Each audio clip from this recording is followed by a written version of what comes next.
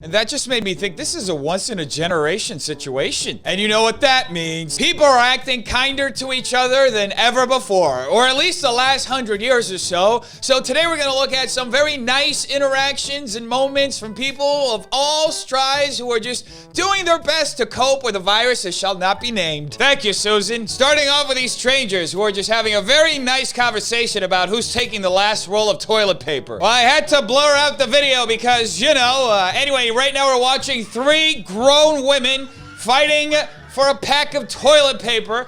They're pulling each other's hairs, they're smacking each other around, throwing punches, and one of them is screaming like a banshee. Now, if you thought the three grown adults fighting over toilet paper in the chip aisle wasn't crazy enough, well, you didn't watch the end of the video. Because this video has literally one of the greatest reveals ever, because apparently the two women who were fighting the other lady, they were hoarding all the toilet paper in the store. Like, look at how much toilet paper they have there. They wouldn't give this lady not even one pack of toilet paper. They have 1, 2, 3, 4, 5. I can see 5 packs of toilet paper. Anyway, the store manager intercedes and he's like, nope, I'm taking the toilet paper away from you ladies. You do not deserve this. It could have been very easy for one of those ladies to just give the other lady a pack of toilet paper. But no, they decided to put it all on the line because if you're in it, you better win it. Anyway, this next clip is from Los Angeles. And as someone who lives in LA, I can vouch for all of us. We are taking this very seriously. This is not a joke. How are you guys feeling about this whole thing? I don't really care about it. Are you taking any precautions? No. No. Absolutely not. My immune system is good enough. I don't care. Well, I'm glad he's only thinking about himself. I'm sure that once this whole thing blows over, he can just go to a store and pick up a new set of grandparents or parents or anyone he might know who might have some type of immunodeficiency. Do you have family that could be susceptible? No. Interesting. Okay. This guy has no family to think of because he literally killed all of them with his smugness. The best part about this whole interview, though, is the interviewer's reactions to all the answers he's getting. Interesting. Okay. That was the most subtle way I've ever seen anyone call someone a dumb to their face. Now, many people are wearing gloves and masks to protect themselves when they go out in public, but what do you do if you don't want to block your beautiful face with one of those clunky, ugly blue masks? You put makeup on your mask. Yes, because if makeup was created to hide all of the skin imperfections in the world, then it will definitely hide the fact that you might have the virus that shall not be named. And just putting foundation on isn't enough, okay? You gotta put a little bit of blush in there to, you know, add some color to the mask so people know that you are not dead, that you actually have some blood pumping through your veins, and then a little bit of contour too, so they know that you actually have a nose, that you're not just a skull under there, you know, with just no flesh. And then finally, the lips, so they know what part they're never gonna kiss. If she puts that as her Tinder profile picture, she'll probably end up matching with Bane. That's what I thought. DJ, drop a beat. Now, in the midst of this outbreak, many people have relied on the news to get the information that they need so they can prepare adequately, and many news anchors have done a terrific job giving people the news that they need. Curfew, I don't like the word curfew. Dad tried to have a curfew for me. I never got past the resentment. That's New York Governor Andrew Cuomo sharing with the whole world something he probably should have kept in therapy. Your problems with the curfew. It's the least of your problems, just so you know. That's Chris Cuomo, CNN host and younger brother to the governor of New York, clearly throwing gasoline on this dumpster fire. You violated the curfew all the time. Caused much pain, but that's a different story. What? I don't believe in rules. Contrary to popular belief, the best place to discuss your family problems is a live broadcast to millions on CNN. No matter how hard you're working, there's always time to call Mom. She wants to hear from you. Just so you know. Yeah, I called Mom. Folks, what you have to understand is that nobody watches the news for news anymore. They watch it for the drama. We both know neither of us are Mom's first or second favorite in the family. I can't believe you're lying to my audience. You've blown the credibility of the entire interview. I should have ended it before. People are so bored that two very powerful grown-ass men are arguing on live television over who's Mom's favorite. And the news has definitely had a pulse on this story, showing us how people are reacting in the most rational manner to the spread of this virus. Parents with children at Treadwell Middle and elementary schools are not playing around. Many wiped their kids down and some even sprayed them with disinfectant spray as they took them home Monday. I respect that dad. He's just straight up like, shut up and let me get the spray in your eyes. The best part about all of this is that the wind is just blowing it down the street. So hopefully he's covering every other kid who's walking up to school too. Some took more extreme measures. 2 garbage bags. My shoes and came loose.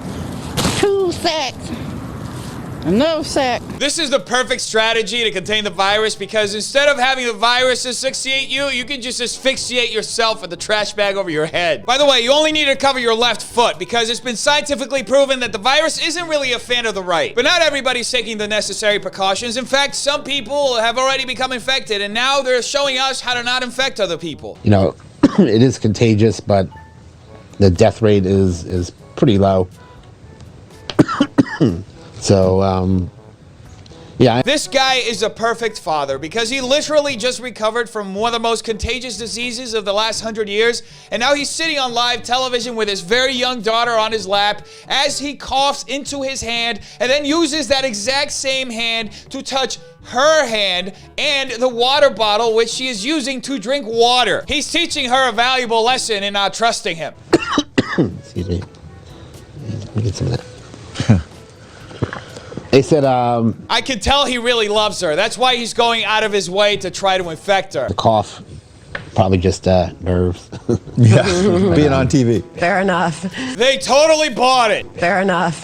But moments of crisis like this don't just bring out the great parental skills that some folks have, it also brings out the best that the kids have to offer. I mean, think about it. Like, if you're elderly and you're like more susceptible to risk, and you like, and we should be staying inside, but like spring break's once a year. Like, Chad's completely right, folks. Spring break comes around once a year, and you only live once, so might as well risk it all so you can spend a couple days in the sun, drunk, playing cornhole with your friends. yeah, it's okay. I mean, like, it's not okay, but like, we're not really at risk of dying necessarily. He's right, and just because there might be an indication that he may be less susceptible to this virus as some other people, it doesn't mean that he shouldn't bring it back home and infect everybody else who may be susceptible to it. At the end of the day, him being at the beach drunk with his friends takes precedent over our lives. So, I mean, elderly and all, they were more at risk. So then just have them stay inside. Like, I mean, if they had to come out, like, just to the beaches and stuff, because like, we're at the beaches and stuff, you can avoid the beaches. Yeah, let those boomers go and fend off for themselves. We're just gonna hang out at the beach and start a whole new society once all of them die, and it's gonna rule, man. If I get corona, I get corona. At the end of the day, I'm not going to let it stop me from partying. You know, When are all of us fools who are sheltering in our homes right now going to get it through our thick skulls that there isn't one thing in the world that will ever stop any of these folks in Florida from partying? Not even the virus that shall not be named. Not even if they get infected and they have to go to the hospital and the hospital has run out of beds and respirators and they have to wait maybe hours or days because it's overflowing with people because they didn't quarantine in the first place and they went out and got everybody they know sick. They'll be partying till they get 6 feet under. whatever happens, happens. With the bars being closed, you know, we'll find alternatives. Unfortunately, it does suck that the bars and restaurants are closed, but we'll find ways out for it. You know who the real victims of the virus that shall not be named are? People like him. Can't he just go out and do things that make his parents regret that they had him in the first place in peace? Like, it's really messing up with my spring break. I can't believe it. This damn virus is just claiming so many moments that they could just have a few weeks from now when summer starts. It's really messing up. I think they're blowing it way out of proportion. I think it's doing way too much. She's right. We are blowing this out of proportion. We should just ignore every single scientific fact and research, every single thing that has happened to every other country before us, because that is the only way to guarantee assured destruction. We're going to enjoy ourselves. We having day parties all day. It's my birthday, St. Patrick's Day. Turn it. I agree. Turn up the respirator, Grandma, because you stopped breathing 4 days ago. Now, my generation's contributions to this historical moment that we're living through doesn't stop there because there are many people who have a massive platform, and many of them are using their platform to educate folks on what they should really know about this virus that shall not be named. It's Corona time.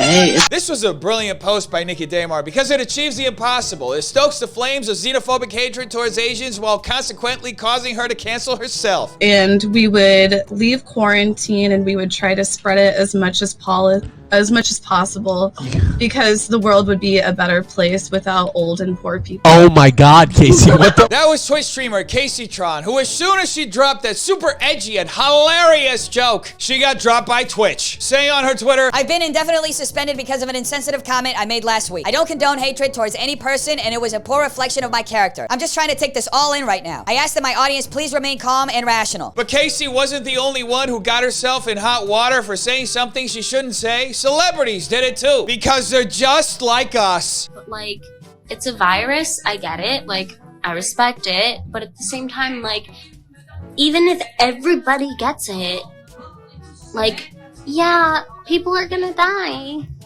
It's just terrible, but like, inevitable? Where's her army of publicists when she needs them? Seriously, I think they're gonna end up firing her. I don't know. Maybe I shouldn't be doing this right now.